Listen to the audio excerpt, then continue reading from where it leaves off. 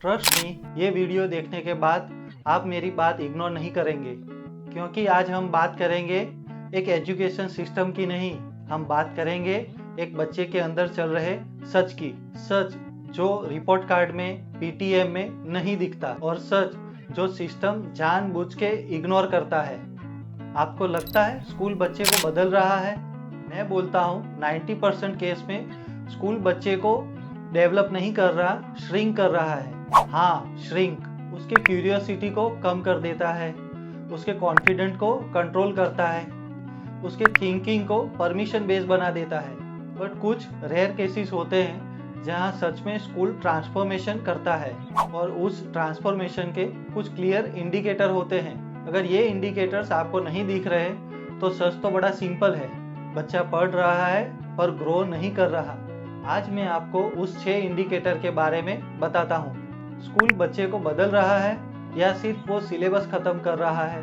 Indicator number 1, the day child stop asking for permission to think. आपने ये notice किया है, क्लास में बच्चे हर 2 मिनट में ये पूछते हैं, सर मैं ये करूं, मैम ये सही है। सिस्टम ने उन्हें सिखाया है thinking is risky, approval is safe. सोचो, जब बच्चा अपनी ही थिंकिंग के लिए परमिशन मांगे तब समझ जाओ उसका माइंड फ्री नहीं है, कंडीशनड है। लेकिन कहानी यहीं खत्म नहीं होती। एक दिन वही बच्चा हाथ उठाता है और कहता है, सर हम इसे एक अलग एंगल से भी देख सकते हैं। उस वक्त आंसर सही है या गलत ये मैटर नहीं करता। उस दिन एक नई चीज शुरू होती है, कॉन्फिडेंस, क्लैरिटी, ऑनरशिप। और वही शायद एक्चुअल लर्निंग का पहला स्टेप होता है। रिसर्च क्लियर बोलती है, students who develop independent thinking early, उनका लॉन्ग टर्म सक्सेस 3x ज़्यादा होता है कंपेयर टू रॉट लर्नर। पर सिस्टम क्या करता है? करेक्ट आंसर रिवॉर्ड करता है और ओरिजिनल थिंकिंग इग्नोर।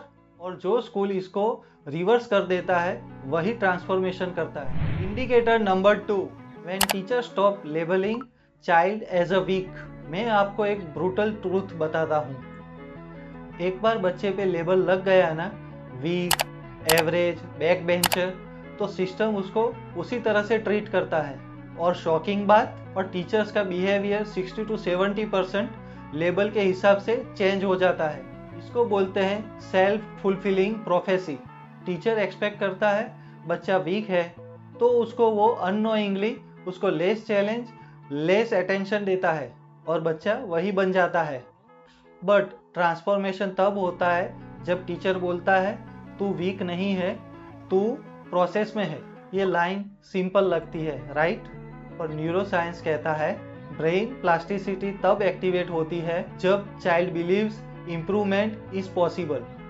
और ये बिलीव का सोर्स कौन है? टीचर। अगर टीचर लेबल हटा देता है तो बच्चा अपनी आइडेंटिटी रीराइट करता है। Indicator number 3, the first time a child fails without shutting down. ये सबसे पावरफुल इंडिकेटर है, क्योंकि सिस्टम ने फेलियर को इतना डेंजरस बना दिया है कि बच्चा फेल होने से पहले ही ट्राई करना बंद कर देता है। अगर एक बच्चा फेल होने के बाद चुप हो जाता है, कॉन्फिडेंस लूज करता है, तो समझ लो सिस्टम ने उसको स्ट्रॉन्ग नहीं, डिपेंडेंट बनाया है। लेकिन एक ट्रांसफॉर्म एनवायरनमेंट में सेम बच्चा फेल होता है और वो नेक्स्ट डे सर से पूछता है, सर मैंने यहाँ गलत किया, इसको सही कैसे करूँ? And that moment, that is not failure, that is intellectual courage. Stanford की रिसर्च कहती है student with growth mindset recover from failure 40% faster, और उनका परफॉर्मेंस लॉन्ग टर्म में सिग्निफिकेंटली बेटर होता है। पर ग्रोथ माइंडसेट बोलने से नहीं आता, उसको डिजाइन करना पड़ता है। सेफ एनवायरनमेंट, नो जजमेंट और फेलियर को नॉर्मलाइज करना, ये 3 चीजें अगर स्कूल करता है तो बच्चा सिर्फ पास नहीं, स्ट्रॉन्ग भी बनता है। Indicator number 4, when parents stop asking only about marks. Parents unknowingly system के बिगेस्ट एनेबलर होते हैं। आप घर पे क्या कहते हो? पढ़ाई करने बैठ वरना तुम्हारे मार्क्स कम आएंगे, तुम्हें पता है तुम्हारी रैंक क्या आई है? आपको लगता है आप मोटिवेट कर रहे हो, पर एक्चुअली आप एक मैसेज दे रहे हो, तुम मार्क्स के लिए वैल्यूएबल है, लर्निंग के लिए नहीं। और बच्चा क्या करता है, मार्क्स को चेस करना और लर्निंग को इग्नोर। बट एक दिन आप पेरेंट्स होने के नाते आप बच्चे से हल्के मूड में और अच्छे अंदाज में पूछते हो, और बेटा आज क्या नया सीखा, कुछ इंटरेस्टिंग किया, कंफ्यूज तो नहीं, कहीं अटक गए हो। That shifts, that changes the game. Harvard study कहता है पेरेंट्स जो प्रोसेस बेस्ड क्वेश्चन पूछते हैं उनके बच्चे ज़्यादा डीप लर्नर होते हैं, और जब पेरेंट चेंज होता है तब बच्चा नेचुरली चेंज होता है। सिंपल है, सिस्टम घर से स्टार्ट होता है। Indicator number 5, the child who is no longer surprising the teacher.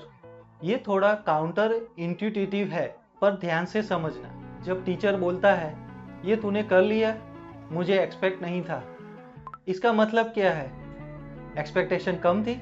और जब एक्सपेक्टेशन लो होती है तब ग्रोथ भी लिमिटेड होती है। ट्रांसफॉर्मेशन तब होता है जब टीचर बोलता है मुझे पता था तू कर लेगा।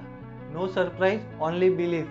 Consistency not exception. और जब बच्चा खुद को कंसिस्टेंट परफॉर्मर के रूप में देखता है तब वो खुद की लिमिट तोड़ना स्टार्ट कर देता है। Indicator number 6, the parent confusion. सब इंडिकेटर एक साथ आने लगते हैं और पेरेंट कंफ्यूज हो जाते हैं।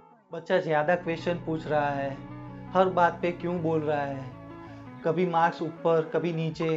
पेरेंट्स सोचते हैं ये इम्प्रूवमेंट है या प्रॉब्लम।